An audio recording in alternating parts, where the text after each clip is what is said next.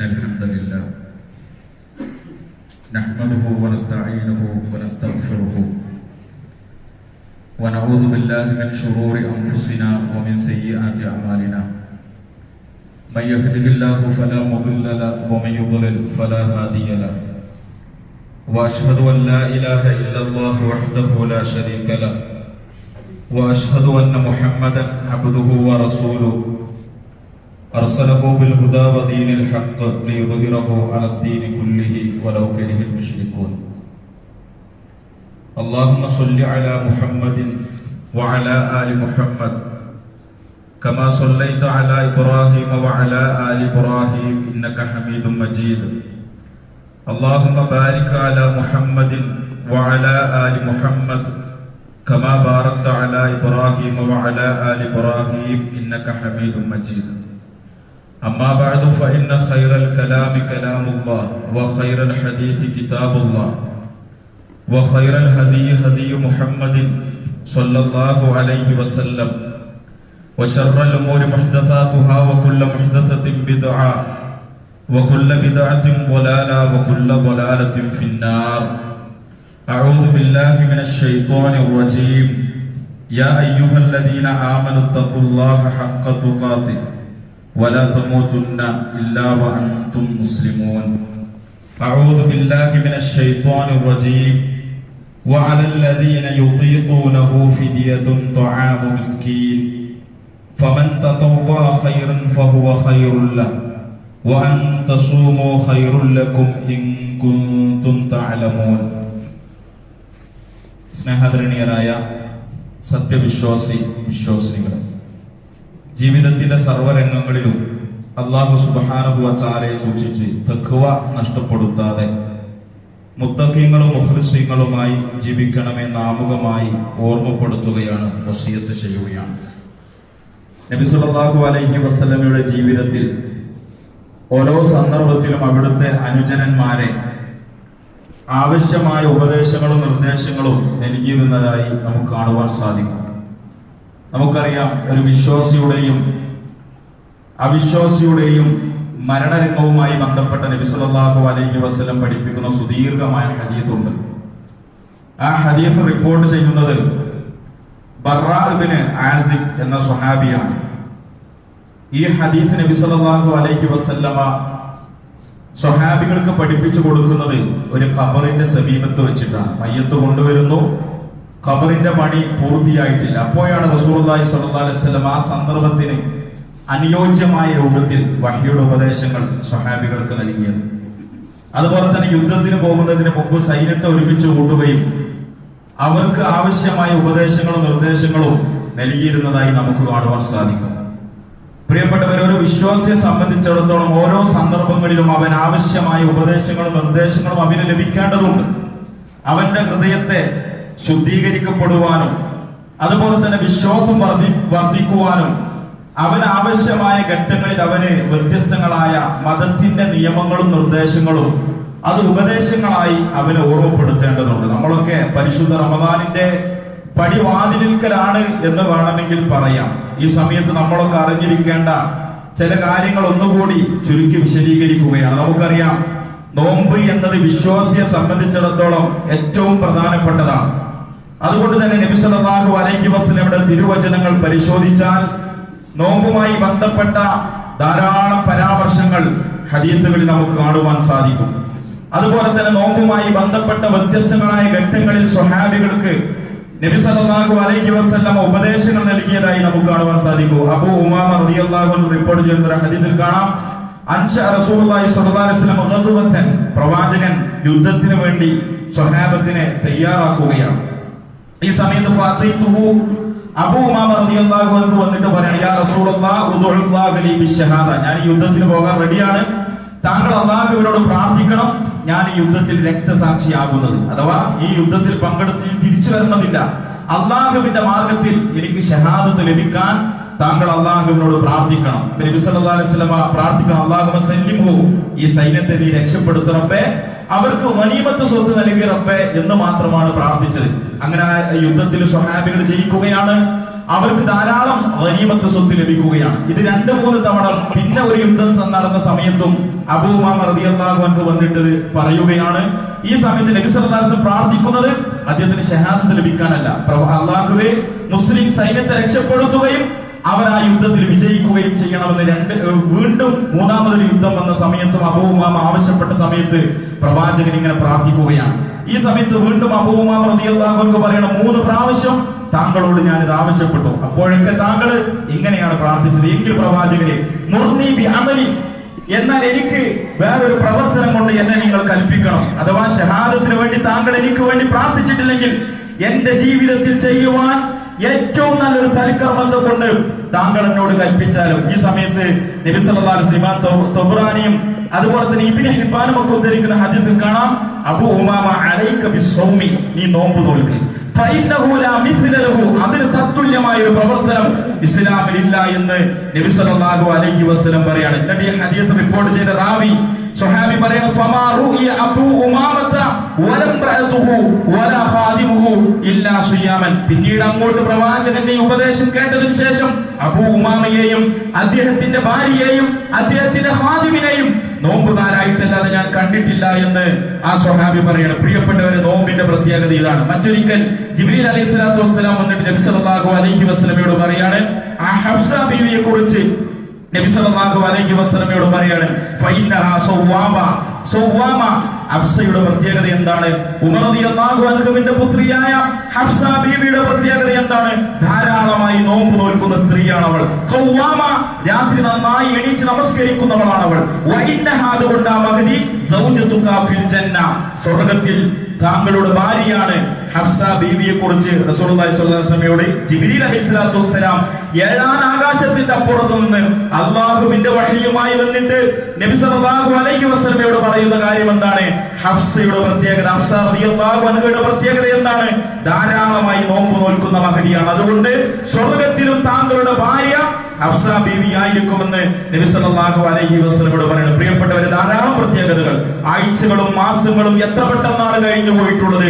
വീണ്ടും ഒരു റമദാൻ നമ്മുടെ പടിവാതിലിൽ എത്തി നിൽക്കുകയാണ്. ഇൻഷാ അല്ലാഹ് അതിൽ ജീവിക്കുവാൻ നമുക്ക് തൗഫീഖിനെ നമ്മൾ ചോദിക്കേണ്ടതുണ്ട്. അല്ലാഹു ഖബൂൽ ചെയ്യുന്ന അമലുകൾ ചെയ്ത് പരിശുദ്ധ റമദാനിനെ ധന്യമാക്കുവാനുള്ള തൗഫീഖ് നമുക്ക് എല്ലാവർക്കും അല്ലാഹു പ്രദാനം നൽകി അനുഗ്രഹിക്കുമാറാകട്ടെ. പ്രിയപ്പെട്ടവരെ, ഒരുപാട് പ്രത്യേകതകൾ വിശദീകരിക്കുന്നില്ല, പലപ്പോഴും കേട്ടവരാണ് നമ്മളൊക്കെ. നോമ്പുമായി നമ്മൾ മനസ്സിലാക്കേണ്ടുന്ന പ്രധാനപ്പെട്ട കാര്യങ്ങൾ കഴിഞ്ഞ ഖുതുബയിൽ ഞാൻ വിശദീകരിച്ചിരുന്നു. അക്കൂട്ടത്തിൽ നമ്മൾ മനസ്സിലാക്കി, ഇസ്ലാമിന്റെ ആദ്യ കാലഘട്ടങ്ങളിൽ ആശൂറയിന്റെ നോമ്പ് മാത്രമായിരുന്നു നിർബന്ധമുള്ളത്. റമദാനിലെ നോമ്പ് നിർബന്ധമില്ലായിരുന്നു. വേണമെങ്കിൽ നോമ്പ് നോൽക്കാമെന്ന വിധി പിന്നീടുണ്ടായി. അത് തന്നെ ഒഴിവാക്കുന്നവരെ സംബന്ധിച്ചിടത്തോളം അവർക്ക് നിർബന്ധമില്ല, ഒഴിവാക്കാം, വേണമെങ്കിൽ ഒരു സാധുവിന് ഭക്ഷണം കൊടുക്കാം എന്നതായിരുന്നു ആദ്യത്തെ വിധി. പിന്നീട് സൂറത്ത് ബഖറയിൽ ആയത്തിറങ്ങുന്നതോടുകൂടി നോമ്പ് നിർബന്ധമാക്കുകയാണ്. എന്നാൽ പ്രിയപ്പെട്ടവരെ, ചിലർക്ക് അതിൽ നിന്ന് ചെറിയ ഇളവുണ്ട്. വിശുദ്ധ ഖുർആൻ സൂറത്ത് ബഖറയിലെ 184-ാമത്തെ ആയത്താണ് ഞാൻ ആമുഖമായി നിങ്ങളെ കേൾപ്പിച്ചത്. വഅലല്ലദീന യുതീഖൂനഹു ഫിദിയത്തുൻ തുആമു മിസ്കീൻ, അഥവാ നെരുങ്ങിക്കൊണ്ടല്ലാതെ നോമ്പ് പൂർത്തിയാക്കുവാൻ സാധിക്കുന്നവരെ സംബന്ധിച്ചിടത്തോളം അവർക്ക് വേണമെങ്കിൽ നോമ്പ് ഒഴിവാക്കുകയും അവർക്കൊരു സാധുവിനെ ഭക്ഷണം ഫിദിയായി നൽകാം എന്ന് വിശുദ്ധ ഖുർആനിലൂടെ ആയത്തിറങ്ങുകയാണ്. അഥവാ ഒരു പ്രായമായ നോമ്പ് നോൽക്കുവാൻ പ്രയാസമുള്ള അങ്ങേയറ്റം വാർദ്ധക്യമുള്ള ഒരാൾക്ക് ഇതിൽ ഇളവുണ്ട് എന്ന് നമ്മൾ മനസ്സിലാക്കണം. അതുപോലെ തന്നെ രോഗിക്കിളവുണ്ട് എന്ന് നമ്മൾ മനസ്സിലാക്കണം. യാത്രക്കാരന് ചെറിയ ഇളവുണ്ട് എന്ന് നമ്മൾ മനസ്സിലാക്കണം. അതുപോലെ തന്നെ ഗർഭിണിയായ ഒരു സ്ത്രീ തന്റെ കുട്ടിയുടെ വിഷയത്തിൽ ആരോഗ്യ നിലയിൽ പേടിക്കുകയാണ്. അതുപോലെ തന്നെ മുലയൂട്ടുന്ന ഒരു സ്ത്രീയെ സംബന്ധിച്ചിടത്തോളം അവർക്കും ഇതിൽ ഇളവുണ്ട് എന്ന് നമ്മൾ മനസ്സിലാക്കണം. അഥവാ 750 ഗ്രാം അരിയാണ് ഒരു മിസ്കീനിന് നമ്മൾ നൽകേണ്ടത്. എന്താണ് അതിന്റെ തെളിവ്? അഥവാ 2 ഉദ്ദി എന്ന് വെച്ചാൽ നിസ്ഫു സോഇ, അരസോയി എന്നൊക്കെയാണ് അതിന്റെ വിശദീകരണമായി നമുക്ക് കാണുവാൻ സാധിക്കുന്നത്. ഇബ്നു ഖുസൈം റഹ്മത്തുള്ളാഹി അലൈഹിയെ പോലെയുള്ള ആളുകൾ പറഞ്ഞിട്ടുള്ളത് 750 ഗ്രാം അരി ഒരു സാധുവിന് കൊടുക്കുക ഏറ്റവും നല്ലത്. അതിൽ സ്വഹാബത്തിന്റെ പരാമർശത്തിൽ കാണുവാൻ സാധിക്കും, ഫിദിയ കൊടുക്കുകയാണെങ്കിൽ നമ്മുടെ വീട്ടിലേക്ക് വിളിച്ച് ഭക്ഷണം കൊടുക്കലാണ്, ഫിദിയ കൊടുക്കലാണ് ഏറ്റവും ഉത്തമം. അതിന് സാധിക്കാത്തവരെ സംബന്ധിച്ചിടത്തോളം ഭക്ഷണ സാധനങ്ങൾ വാങ്ങിക്കൊടുക്കാം. 700 ഗ്രാം അരി എന്ന് പറയുമ്പോൾ അത് മാത്രം ത്വആമാകുകയില്ല. അതുകൊണ്ട് അതിന്റെ കൂടെ മാംസമൊക്കെ വാങ്ങിക്കൊടുക്കണമെന്ന് ഇബ്നു ഉസൈമിനെ പോലെയുള്ള പണ്ഡിതന്മാർ വിശദീകരിക്കുകയാണ്. അതുപോലെ തന്നെ സഹോദരങ്ങളെ, രണ്ടാമതായി നമ്മൾ നേരത്തെ പറഞ്ഞതുപോലെ രോഗിക്ക് നിർബന്ധമില്ല. ഖുർആനിൽ കാണാം വമൻ കാന മരിയവൻ, ആരെങ്കിലും രോഗിയാണെങ്കിൽ, ഔ അലാ സഫരിൻ, യാത്രക്കാരനാണെങ്കിൽ, ഫഇദ്ദത്തും മിൻ അയ്യാമിൻ ഉഖ്റ, വേറെ ദിവസം പിന്നീട് നോറ്റാൽ മതി. രോഗം കൂടുമെങ്കിൽ നോമ്പൊരിക്കലും എടുക്കുവാൻ പാടില്ല. അതുപോലെ തന്നെ ഒരിക്കലും എന്റെ രോഗം സുഖപ്പെടുകയില്ല അഥവാ പ്രതീക്ഷയ്ക്ക് വകയില്ലാത്ത നിത്യരോഗിയാണെങ്കിൽ ഒരു സാധുവിന് ഫിദിയ കൊടുത്താൽ മതി. ഫിദിയ കൊടുത്ത ശേഷം പിന്നീട് അദ്ദേഹത്തിന്റെ രോഗം സുഖപ്പെടുകയാണെങ്കിൽ ഒരിക്കലും പിന്നീട് നോറ്റുവീട്ടൽ നിർബന്ധമില്ല എന്ന് നമ്മൾ മനസ്സിലാക്കേണ്ടതുണ്ട്. അതുപോലെ തന്നെ നമ്മൾ മനസ്സിലാക്കിയവരാണ് നേരത്തെ പറഞ്ഞതുപോലെ ഗർഭിണിയായ ഒരു സ്ത്രീയെ സംബന്ധിച്ചിടത്തോളം പിന്നീട് നോറ്റുവീട്ടിയാൽ മതി. അതുപോലെ തന്നെ മുല കൊടുക്കുന്ന സമയത്ത് തന്റെ ആരോഗ്യത്തെ കുറിച്ച് പേടിക്കുകയാണെങ്കിൽ പിന്നീട് നോറ്റുവീട്ടിയാൽ മതി എന്ന് നമ്മൾ മനസ്സിലാക്കേണ്ടതുണ്ട്. അതുപോലെ തന്നെ മറ്റൊരു വിഷയമാണ് ഞാൻ നേരത്തെ പറഞ്ഞതുപോലെ യാത്രക്കാരൻ കഴിയുമെങ്കിൽ നോമ്പെടുക്കാം. പ്രയാസമുണ്ടെങ്കിൽ യാത്രാവേളയിൽ നോമ്പിനെ ഒഴിവാക്കുകയാണ് വേണ്ടത്. ഇതുമായി ബന്ധപ്പെട്ട ഒരു ഹദീസ് കാണാം. നബി സല്ലല്ലാഹു അലൈഹി വസല്ലം ഹംസ ഇബ്നു അംർ അൽ-അസ്ലമിയ കാന കതീറ സിയാം, അദ്ദേഹം ധാരാളമായി നോമ്പ് നോൽക്കുന്ന ആളായിരുന്നു. ഫഖാല ലിനബി സല്ലല്ലാഹു അലൈഹി വസല്ലം, നബി സല്ലല്ലാഹു അലൈഹി വസല്ലം ചോദിക്കുകയാണ്, ഞാൻ എന്റെ യാത്രയിൽ അസൂമു ഫി സഫർ, എന്റെ യാത്രയിൽ നോമ്പ് നോൽക്കണോ? നബി സല്ലല്ലാഹു അലൈഹി വസല്ലം മറുപടി നൽകുന്നത് എന്താണ്? ഇൻ ശിഅത ഫസും, നീ ഉദ്ദേശിക്കുകയാണെങ്കിൽ നോമ്പ് നോറ്റോ. വ ഇൻ ശിഅത ഫഅഫ്തിർ, നിനക്ക് സാധ്യമല്ലെങ്കിൽ നിനക്ക് നോമ്പ് ഒഴിവാക്കാം എന്ന് നബി സല്ലല്ലാഹു അലൈഹി വസല്ലം പറഞ്ഞു. അപ്പോൾ യാത്രക്കാരനാണ് തീരുമാനിക്കേണ്ടത്. തന്റെ ആരോഗ്യത്തിന് പ്രയാസം ഉണ്ടാകുന്ന ക്ലേശങ്ങൾ നിറഞ്ഞ യാത്രയാണെങ്കിൽ നോമ്പ് ഒഴിവാക്കലാണ്. ആ രംഗത്ത് തന്റെ ശരീരത്തിന് ഒരു എളുപ്പം സമ്മാനിക്കണം. അപ്പൊ നോമ്പ് ഒഴിവാക്കലാണ് നല്ലത്, പ്രയാസമുള്ള സുദീർഘമായ യാത്രയാണെങ്കിൽ. അതുപോലെ തന്നെ നാലാമതായി നമ്മൾ മനസ്സിലാക്കേണ്ടത്, സ്ഥിരമായി യാത്ര ചെയ്യുന്ന ഡ്രൈവർമാരുണ്ട് നമ്മുടെ നാട്ടിൽ. എന്താണ് അവർ ചെയ്യേണ്ടത്? വമൻ കാന മരീദൻ ഔ അലാ സഫരിൻ ഫഇദ്ദത്തും മിൻ അയ്യാമിൻ ഉഖർ എന്നുള്ള ആയത്തിന്റെ പശ്ചാത്തലത്തിൽ പണ്ഡിതന്മാർ പറയാണ്, നോമ്പെടുക്കാൻ പറ്റുന്ന സന്ദർഭങ്ങളിൽ നോമ്പെടുക്കുകയും അത് നോറ്റുവീട്ടുകയും ചെയ്യുക. ചില ആളുകളുണ്ട് നല്ല ചൂടുള്ള സമയത്ത് ചൂടിൽ ജോലി ചെയ്യുന്ന ആളുകളുണ്ട്, അവർക്കും നോമ്പ് നിർബന്ധമാണ്.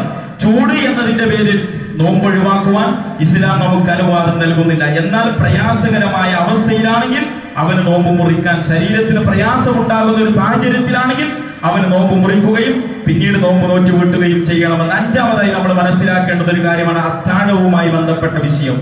നബി സല്ലല്ലാഹു അലൈഹി വസല്ലം പറഞ്ഞു, തസഹറു, നിങ്ങൾ അത്താഴം കഴിക്കണം.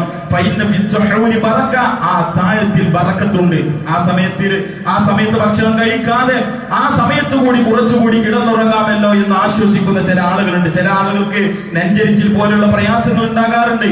അവർ മനസ്സിലാക്കേണ്ടത് പ്രവാചകന്റെ ഹദീസാണ്, അസ്സഹൂർ അക്ലുഹു ബറകത്തുൻ, അത്താഴം കഴിക്കുക എന്നത് ബറക്കത്താണ്, അള്ളാഹുവിന്റെ ദൈവികമായ ഒരു അനുഗ്രഹമാണ്. ഫലാ തദഊഹു, നിങ്ങൾ അത് ഒരിക്കലും ഒഴിവാക്കുവാൻ പാടില്ല. അലൈക്കും ബിഹാദ സഹൂർ, നിങ്ങൾ ഈ അത്താഴം കഴിക്കണം.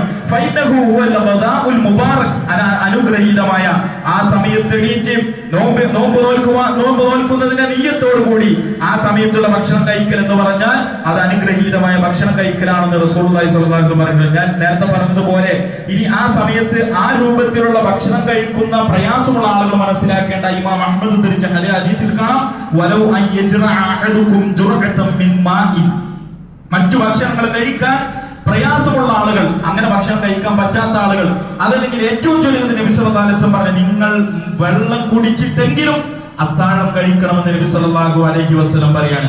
ഫഇന്നല്ലാഹ അസ്സ വജല്ല വമലായികതുഹു, കാരണം മലക്കുകൾ യുസല്ലൂന അലൽ മുതസഹ്ഹിരീൻ, അത്താഴം കഴിക്കുന്നവർക്ക് വേണ്ടി, അനുഗ്രഹത്തിന് വേണ്ടി അല്ലാഹുവിനോട് പ്രാർത്ഥിച്ചുകൊണ്ടിരിക്കുന്നു എന്ന് റസൂലുള്ളാഹി സ്വല്ലല്ലാഹു അലൈഹി വസല്ലം പഠിപ്പിക്കുകയാണ്. പ്രത്യേകിച്ചും അത്താഴം കഴിക്കൽ ഈത്തപ്പഴം കൊണ്ടാണെങ്കിൽ അത് ഒന്നുകൂടി സുന്നത്താണ്. കാരണം ഹദീസിൽ കാണാം, നിഅമ സഹൂറുൽ മുഅ്മിൻ അത്തംറ്, അഥവാ ഈത്തപ്പഴം കൊണ്ട് അത്താഴം കഴിക്കുന്ന മുഅ്മിൻ എത്ര നല്ലതാണ്, അഥവാ എത്ര നല്ല അത്താഴമാണ് ഈത്തപ്പഴം എന്ന് റസൂലുള്ളാഹി സ്വല്ലല്ലാഹു അലൈഹി വസല്ലം പഠിപ്പിച്ചിട്ടുണ്ട്.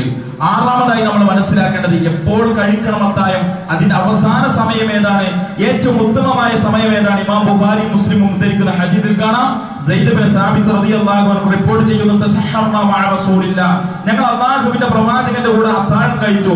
സുമ്മ ഖുംനാ ഇല സ്വലാത്തി, നമ്മൾ പിന്നീട് നമസ്കരിക്കാൻ വന്നു.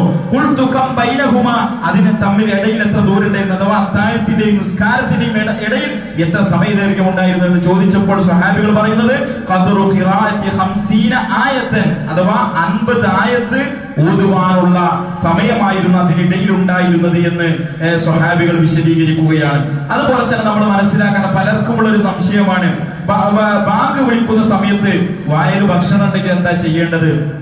ചില ആളുകൾ പറയുന്നത് ആ ഭക്ഷണം കഴിക്കാം, മുമ്പിലുള്ള ഭക്ഷണം കഴിക്കാം, എന്നാൽ നോമ്പ് മുറിയുകയില്ല. ഇവിടെ നമ്മൾ വളരെ കൃത്യമായി മനസ്സിലാക്കേണ്ടുന്ന ഒരു കാര്യം, സമയമായി കഴിഞ്ഞാൽ വായന ഭക്ഷണം ഉണ്ടെങ്കിലും അത് തുപ്പിക്കളയണം, അത് പിന്നെ ഇറക്കാൻ പറ്റൂല. ഈ വിഷയവുമായി ബന്ധപ്പെട്ട ഒരു ഹദീസ് വിശദീകരിച്ചുകൊണ്ട് ഇമാം നബവി പറയണം, അഥവാ ഫജ്ർ വന്നു, അഥവാ ഫജ്റിലേക്ക് കടന്നു, നോമ്പിന്റെ സമയത്തിലേക്ക് പ്രവേശിച്ചു കഴിഞ്ഞാൽ അവന്റെ വായന ഭക്ഷണം ഉണ്ടെങ്കിൽ അവൻ ചെയ്യേണ്ടത് വായനയുടെ ഭക്ഷണം തുപ്പിക്കളയുകയും അവന്റെ നോമ്പ് പൂർത്തീകരിക്കുകയുമാണ്. അവൻ നോമ്പിന്റെ സമയത്തിലേക്ക് പ്രവേശിച്ചിട്ടുണ്ട്, വാക്ക് കേട്ടിട്ടുണ്ട്, സമയമായിട്ടുണ്ട് എന്ന് ബോധ്യപ്പെട്ടിട്ടും അവൻ വായിലുള്ള ഭക്ഷണം ഇറക്കിക്കളഞ്ഞാൽ അവന്റെ നോമ്പ് ബാത്തിലായി എന്നാണ്. അഭിപ്രായ വ്യത്യാസമേ ഇല്ല എന്ന് ഇമാം നബവി പറയുന്നുണ്ട്.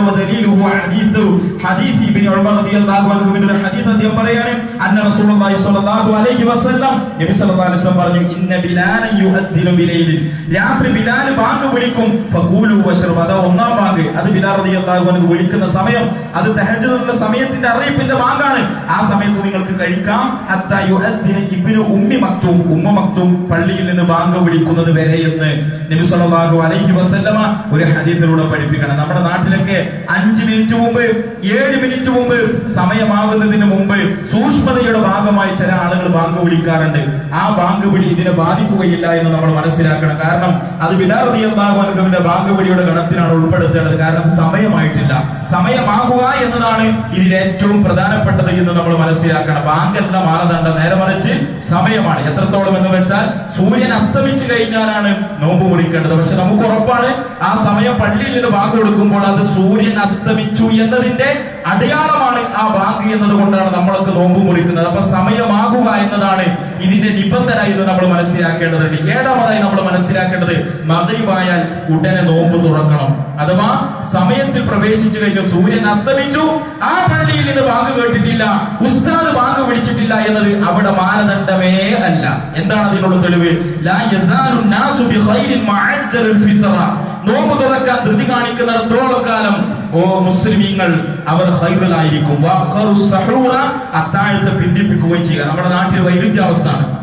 അഥവാ അത്താഴം നേരത്തെ ആക്കുകയും നോമ്പ് മുറിക്കുന്നത് കുറച്ച് 5 മിനിറ്റ് അങ്ങോട്ട് വൈകിപ്പിക്കുകയും ചില 2 മിനിറ്റ് വൈകിപ്പിക്കുകയും ചെയ്യുക എന്നത് ചില ആളുകൾ അതാണ് സൂക്ഷ്മത എന്ന് പറയാറുണ്ട്. കേൾക്കുമ്പോൾ അത് നല്ല അഭിപ്രായമായി തോന്നുമെങ്കിലും ഹദീസുകൾ അതിന് നേരെയാണ്. കാരണം നബി സല്ലല്ലാഹു അലൈഹി വസല്ലം പറയുന്നത് മിൻ അഖ്ലാഖിൽ അംബിയാഇ അലൈഹിസ്സലാം തഅജീലുൽ ഫിത്ർ, പ്രവാചകന്മാരുടെ നടപടിക്രമം എന്താണോ അവർ നോമ്പ് മുറിക്കുന്നത്, അഥവാ സമയമായി കഴിഞ്ഞാൽ ധൃതി കാണിച്ച് നോമ്പ് മുറിക്കുകയും അവർ അത്താഴത്തിന്റെ സമയം വൈകിപ്പിക്കുകയും ചെയ്തിരുന്നു എന്ന് പ്രവാചകന്മാരുടെ നടപടിക്രമങ്ങളായി നമുക്ക് കാണുവാൻ സാധിക്കും. അതേപോലെ തന്നെ ഇമാം ബുഖാരിയും മുസ്ലിം ഉദ്ധരിച്ച ഹദീസിൽ കാണാം, ഇദാ അഖ്ബറൽ ലൈലു, രാത്രി കടന്നു വന്നാൽ, വഅദ്ബറൻ നഹാറു, പകൽ പിന്തിരിഞ്ഞു പോയാൽ, വഅഖബത്തി ശംസു, സൂര്യൻ അസ്തമിച്ചു കഴിഞ്ഞാൽ, ഫഖദ് അഫ്തറ സ്വായിം, നോമ്പുകാരൻ നോമ്പ് തുറക്കണമെന്ന് നബി സല്ലല്ലാഹു അലൈഹി വസല്ലം കൽപ്പിക്കുകയാണ്. പ്രിയപ്പെട്ടവരെ, ഈ മാതൃക നമ്മുടെ ജീവിതത്തിൽ നിർബന്ധമായിട്ടുണ്ടാകേണ്ടതുണ്ട്.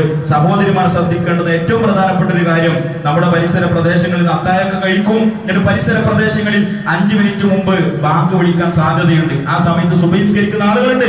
സമയമാകാതെയാണ് അവർ സുബഹിസ്കരിക്കുന്നത്. സുബഹി ബാങ്ക് കേട്ട സുന്നത്ത് സ്കരിക്കുന്ന ആളുകളുണ്ട്.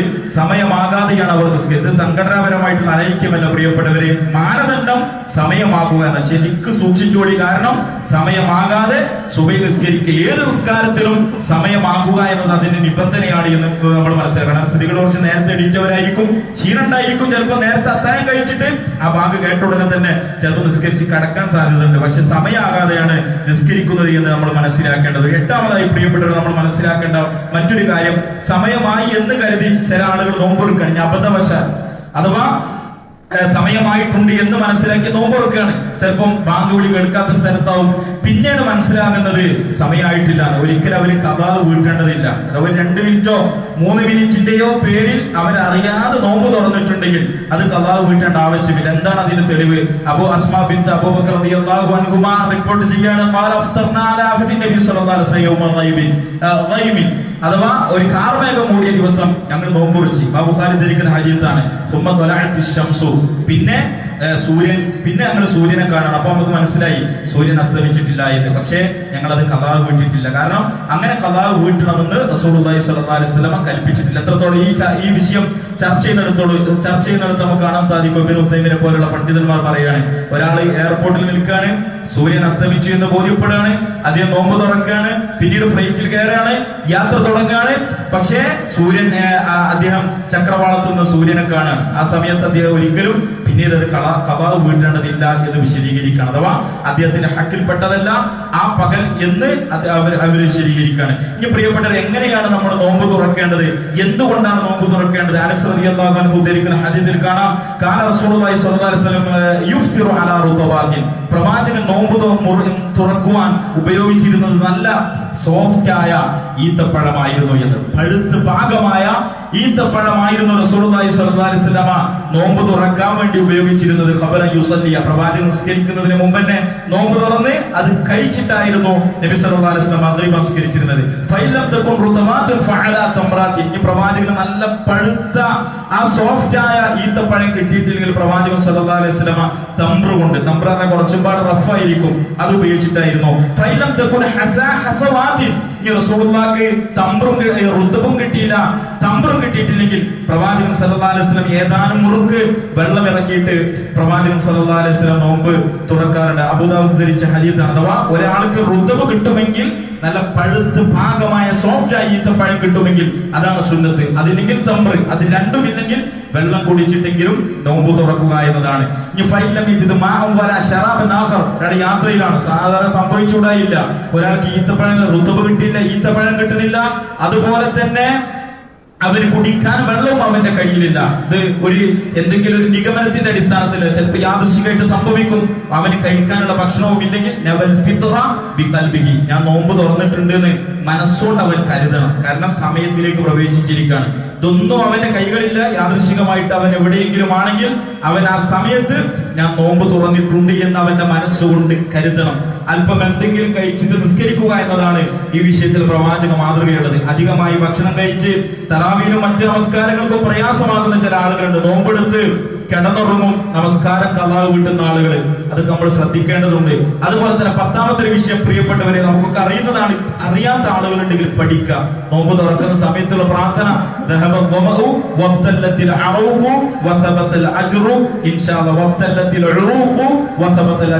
പലർക്കും അറിയാം. ഇനി അറിയാത്തവരുണ്ടെങ്കിൽ ചെറിയ കുട്ടികൾ, മദ്രസ പോണ കുട്ടികൾക്ക് ഈ പ്രാർത്ഥന അറിയാം. അതുകൊണ്ട് പ്രിയപ്പെട്ടവരെ, ഒരു വരി പൂർണ്ണമായിട്ടില്ല, പഠിക്കണത്. പഠിക്കാൻ സംവിധാനങ്ങൾ നമ്മുടെ മുമ്പിലുണ്ട്.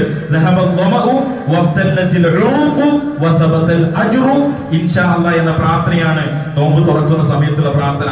അതുപോലെ തന്നെ പ്രിയപ്പെട്ട വിലപ്പെട്ട സമയങ്ങളാണ് പല ആളുകളും നഷ്ടപ്പെടുത്തുന്നത്. ഏറ്റവും പ്രധാനപ്പെട്ട 3 സമയങ്ങളുണ്ട്. അത് അധികം ആളുകളും പാഴാക്കി കളയും. ഒന്ന് സുബഹി നമസ്കാര ശേഷമുള്ള സമയം, പ്രത്യേകിച്ചും പരിശുദ്ധ റമദാനിൽ അത്താഴത്തിന് നേരത്തെ എണീക്കണോണ്ട് സുബഹി നിസ്കരിച്ച ഉടനെ തന്നെ ഉറങ്ങുന്ന ചില ആളുകളുണ്ട്.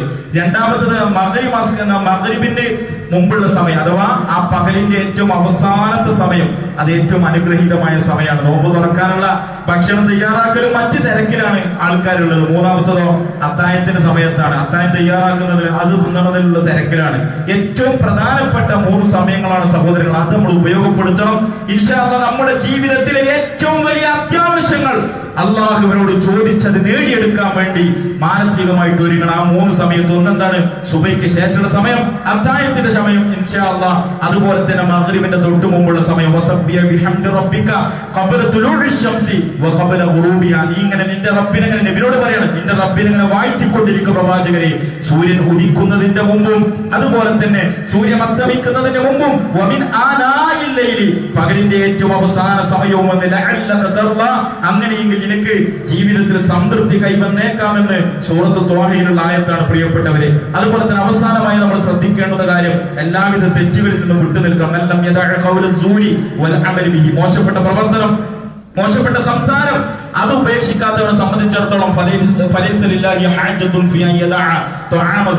ഓനോന്റെ അന്നപാനീയങ്ങൾ ഒഴിവാക്കിയതുകൊണ്ട് ഒരു നോമ്പ് അല്ലാഹ് ആവശ്യമില്ല എന്നാണ് റസൂലുള്ളാഹി സ്വല്ലല്ലാഹു അലൈഹി വസല്ലം പറയുന്നത്. ഇന്ന സിയാമ ലൈസ മിന തുആമി വശറാബ്, നോമ്പ് എന്ന് പറഞ്ഞാൽ അത് ഭക്ഷണം കഴിക്കാതിരിക്കലും വെള്ളം കുടിക്കാതിരിക്കലല്ല. വലാകിൻ മിനൽ കദിബി വൽ ബാതിൽ വൽ ലഗ്ബി, അനാവശ്യ കാര്യങ്ങളിൽ നിന്ന്, മോശപ്പെട്ട കാര്യങ്ങളിൽ നിന്ന്, മോശപ്പെട്ട പ്രവർത്തനങ്ങളിൽ നിന്ന്, അതുപോലെ തന്നെ കളവുകളിൽ നിന്ന്, ഇതെല്ലാം നോമ്പുകാരൻ ശ്രദ്ധിക്കേണ്ടതുണ്ട്.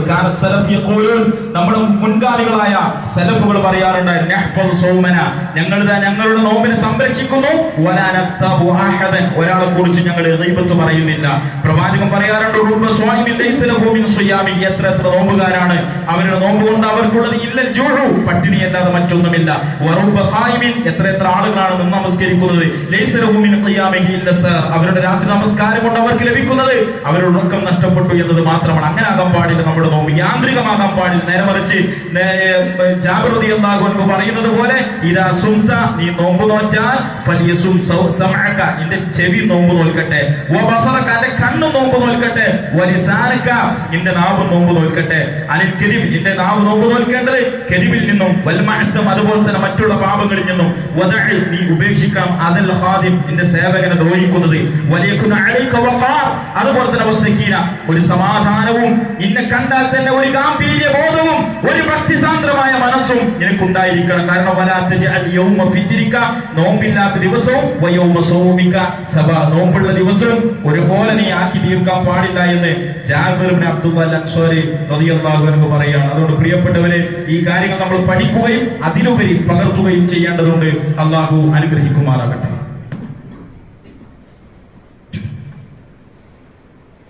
ബിസ്മില്ലാഹിർ റഹ്മാനിർ റഹീം. വസ്സലാത്തുല്ലാഹി വസ്സലാമുഹു അലാ അഫ്ളൽ റസൂൽ വഅലാ ആലിഹി വസഹ്ബിഹി അജ്മഈൻ. തഖുല്ലാഹ ഇബാദല്ലാഹ്. സഹോദരങ്ങളെ, പരിശുദ്ധ റമദാനിൽ ഒരു നോമ്പ് നോൽക്കുന്ന ഒരു സ്വാഹിബിനെ സംബന്ധിച്ചിടത്തോളം അനുവദനീയമായ പല കാര്യങ്ങളുമുണ്ട്. പരിമിതമായ സമയമാണ് നമുക്കുള്ളത്. ഇൻഷാ അല്ലാഹ് ഓടിച്ചു പറയുകയാണ്. അതിലൊന്ന് നമ്മൾ മനസ്സിലാക്കേണ്ടത്, വലിയ അശുദ്ധിയുള്ളവനായി ഒരാൾ എണീക്കുകയും അദ്ദേഹത്തിന് കുളിക്കുന്നതിന് മുമ്പ് തന്നെ ഭക്ഷണം കഴിക്കുകയും ചെയ്യാം. കാന യുദ്രിക്കുൽ ഫജ്ർ, പ്രവാചകനെ സംബന്ധിച്ചിടത്തോളം ഹദീസിൽ കാണാം, ഇമാം ബുഖാരി ഉദ്ധരിക്കുന്ന ഹദീസിൽ കാണാം, നബി സല്ലല്ലാഹു അലൈഹി വസല്ലമ രാവിലെ അഥവാ ഫജ്റിലേക്ക് പ്രവേശിക്കാറുണ്ട്. വഹുവ ജുനുബ്, അദ്ദേഹം ജനാബത്തുകാരനായിട്ട്, അഥവാ രാത്രിയിൽ തന്റെ ഭാര്യയുമായി വേഴ്ചയിൽ ഏർപ്പെടുകയും എന്നിട്ട് ഒരാളെ സംബന്ധിച്ചിടത്തോളം അത്താഴം കഴിക്കുകയും ചെയ്യുന്നത് പ്രശ്നമല്ല. പക്ഷെ സുബഹി നിസ്കാരത്തിന് കുളി നിർബന്ധമാണ് എന്നർത്ഥം. അഥവാ നോമ്പ് നോൽക്കാൻ, ആ ഭക്ഷണം കഴിക്കാൻ വലിയ അശുദ്ധി ഉള്ളവനായി ഭക്ഷണം കഴിക്കുന്നതിന് തെറ്റൊന്നുമില്ല. അത് മതം നമുക്ക് അനുവദിച്ചിരുന്നതാണ്. അതുപോലെ തന്നെ ചില ആളുകളുണ്ട്, രണ്ടാമതായി ഉമിയിലിറക്കിയ നോമ്പ് മുറി എന്ന് വിശ്വസിക്കുന്ന ചില ആളുകൾ നമ്മുടെ കൂട്ടത്തിൽ ഇപ്പോഴും വെളിച്ചം വെക്കാത്ത ചില ആളുകൾ. കാരണം റസൂലുള്ളാഹി സ്വല്ലല്ലാഹു അലൈഹി വസല്ലം ഈ വിഷയവുമായി ബന്ധപ്പെട്ട ഈ കാര്യങ്ങൾ മുഴുവൻ വിശദീകരിച്ച പ്രവാചകൻ അതുമായി ബന്ധപ്പെട്ട ഒരു ചെറിയ പരാമർശം പോലും നടത്തിയിട്ടില്ല. അഥവാ നോമ്പുമായി ബന്ധപ്പെട്ട പലതും പ്രവാചകൻ സ്വല്ലല്ലാഹു അലൈഹി വസല്ലം പഠിപ്പിച്ചിട്ട് ഉമിനീരിറക്കിയാൽ നോമ്പ് മുറിയുമെങ്കിൽ എന്തായിരുന്നാലും റസൂലുള്ളാഹി സ്വല്ലല്ലാഹു അലൈഹി വസല്ലം പറയുമായിരുന്നു. അതുകൊണ്ട് ഉമിനീരിറക്കിയാൽ നോമ്പ് മുറിയില്ല. ചില ആളുകൾ വസ്വാസിന്റെ ഭാഗമായി തുപ്പി മലിനമാക്കുന്ന ചില ആളുകളുണ്ട്. അതൊരിക്കലും നമ്മൾ ചെയ്യാൻ പാടില്ല. അതേപോലെ തന്നെ എണ്ണ തേച്ചാൽ നോമ്പിന്റെ കട്ടി കുറയും എന്ന് പുസ്തകത്തിൽ എഴുതി വെച്ചവർ പറയുന്നുണ്ട്. എണ്ണ തേക്കാം, ശരീരത്തിൽ എണ്ണ തേക്കാം, കുളിക്കാം, മുങ്ങിക്കുളിക്കുക വരെ ചെയ്യാം. അതിലൊന്നും ഒരു തെറ്റുമില്ല. പല്ല് തേക്കാൻ ചില ആളുകൾ പറയാം, പല്ല് തേക്കാം, പക്ഷെ പേസ്റ്റ് ഉപയോഗിക്കാൻ പറ്റും. പേസ്റ്റ് ഉപയോഗിച്ച് പല്ല് തേക്കാം. അതേപോലെ തന്നെ പല്ല് പറിക്കാം, വേണമെങ്കിൽ പല്ല് പറിക്കാം, വാഴ കുപ്പിടിക്കാം. അതുപോലെ തന്നെ നല്ല ചൂടുള്ള ദിവസമാണെങ്കിൽ നോമ്പിന് എളുപ്പം കിട്ടാൻ വേണ്ടി ഒരാളെ സംബന്ധിച്ചിടത്തോളം തണുത്ത വെള്ളം ശരീരത്തിൽ ഒഴിക്കുന്നതിനും പ്രശ്നമില്ല. കാരണം അങ്ങനെ തന്നെ താബികൾ ചെയ്തിട്ടുണ്ട്, സ്വഹാബികൾ ചെയ്തിട്ടുണ്ട് എന്ന് നമ്മൾ മനസ്സിലാക്കണം. അതുപോലെ തന്നെ മൂക്ക് നല്ല രൂപത്തിൽ വൃത്തിയാക്കാം. ഉതെടുക്കുന്ന സമയത്തൊക്കെ നല്ല രൂപത്തിൽ തന്നെ വൃത്തിയാക്കണം. മൈലാഞ്ചിട്ടാൽ അതിന്റെ സ്മെല്ലുണ്ടെങ്കിൽ നോമ്പ് മുറിയെന്നാണ് ചില ആളുകളൊക്കെ പറയുന്നത്. അങ്ങനൊന്നുമില്ല, മൈലാഞ്ചിടാം. ഭക്ഷണം വേണമെങ്കിൽ ഭക്ഷണം പാകം ചെയ്യുന്ന നമ്മുടെ വീട്ടിലെ സഹോദരിമാർക്ക് തൊണ്ടയിലേക്ക് ഇറങ്ങാത്ത രൂപത്തിൽ ഭക്ഷണത്തിന്റെ രുചിയും നോക്കാം. അത് നോമ്പിനെ ബാധിച്ച് കളയുകയില്ല. അതുപോലെ തന്നെ സുറുമയിടാം, അത്തർ ഉപയോഗിക്കാം, കണ്ണിന് തുള്ളിമരുന്ന് ഒഴിക്കാം. ചില ആളുകൾ പറയാം നോമ്പിന് കണ്ണിന് തുള്ളിമരുന്ന് ഒഴിക്കാൻ പാടില്ല. കാരണം എന്താണ്? അവയുടെ രുചി തൊണ്ടയിൽ ഒരു പ്രശ്നമില്ല. കണ്ണിന് തുള്ളി, കാരണം എന്താണ്? നമ്മൾ അത് ഉപയോഗിക്കുന്നത് വായല്ല. അപ്പൊ കണ്ണിന് തുള്ളിമരുന്നിടാം, സുർമ ഇടാം. ചെറിയ രൂപത്തിൽ അതിന്റെ രുചി വായിൽ അനുഭവപ്പെട്ടാലും നോമ്പ് മുറിയില്ല. അതുപോലെ തന്നെ വേണമെങ്കിൽ ഒരാളെ സംബന്ധിച്ചിടത്തോളം ഒരു ഭാര്യക്ക് ഭർത്താവിനെയോ ഭർത്താവിന് ഭാര്യയെ ചുംബിക്കാം. ആരിങ്ങനെ ചെയ്യാം. റമദാനിന്റെ രാത്രി നേരത്തെ പറഞ്ഞതുപോലെ ഭാര്യ ഭർത്താക്കന്മാർ ബന്ധപ്പെടുന്നതും അനുവദനീയമാണ്. അതുപോലെ തന്നെ രക്തം കൊടുക്കുന്നത് ഞാൻ കഴിഞ്ഞ കുത്തുബയിൽ പറഞ്ഞിരുന്നു, രക്തം കൊടുക്കുന്നത് ഒഴിവാക്കുകയാണ് നല്ലത്. എന്നാൽ രക്തമെടുക്കാം, എന്തെങ്കിലും പരിശോധനയ്ക്ക് വേണ്ടി നമ്മുടെ ശരീരത്തിന് രക്തം ടെസ്റ്റ് ചെയ്യുക, എടുത്തിരച്ച് നോമ്പ് മുറിയില്ല. അതേപോലെ തന്നെ ഞാൻ കഴിഞ്ഞ കുത്തുബയിൽ പറഞ്ഞ രോഗശമനത്തിന് വേണ്ടിയുള്ള ഇഞ്ചക്ഷൻ അഥവാ ശരീരത്തിന് പോഷണം ലഭിക്കുന്ന ഇഞ്ചക്ഷൻ അല്ലാതെ മറ്റുള്ള ഇഞ്ചക്ഷനുകൾ, പ്രത്യേകിച്ചും ഇൻസുലിൻ, ഒരാൾക്ക് ഇൻസുലിൻ എടുത്തെന്ന് വിചാരിച്ച് അയാളുടെ നോമ്പ് മുറിയുകയില്ല. ഇത്തരത്തിലുള്ള അബദ്ധജടിലമായ ധാരണകൾ ഒഴിവാക്കി പൂർണ്ണ ഭക്തിയോടുകൂടി വിശ്വാസത്തോടുകൂടി പ്രമാണത്തിലുള്ളതുപോലെ നോമ്പിനെ സ്വീകരിക്കാനും ആരോഗ്യത്തോടുകൂടി ആയുസ്സോടുകൂടി ആ റമദാനെ ഉപയോഗപ്പെടുത്താനും നമുക്ക് സാധിക്കേണ്ടതുണ്ട്. അല്ലാഹു സുബ്ഹാനഹു